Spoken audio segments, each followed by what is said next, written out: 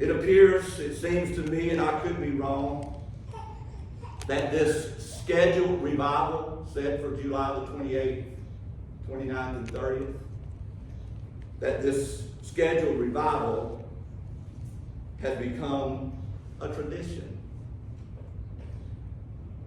And it's basically a series of meetings Monday through Wednesday, and the church calls it revival.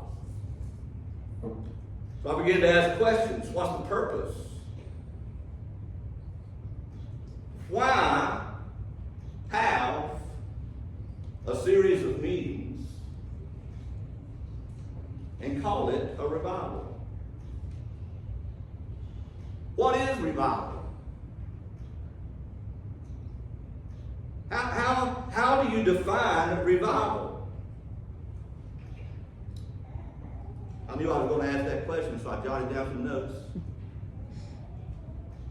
Revival is a sovereign work of God. It is a work of God. We don't have revival. God sends revival. It is a sovereign work of God in which His people are awakened from spiritual apathy, convicted of sin, drawn to renewed obedience and worship, and empowered for mission. Revival begins not by planning a time to have one. It's not an event on a calendar. And it's not a strategy. Revival begins with humility and a broken spirit. I've often raised the question to the church, are we broken people? And if you say broken about what? we ought to be broken over the fact that we're not broken. Look at the world.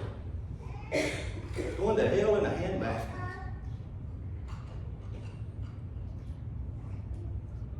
So revival is the sovereign and extraordinary work of God. It's not something that the church can manufacture. It is initiated by God, though it is often in response to desperate prayer.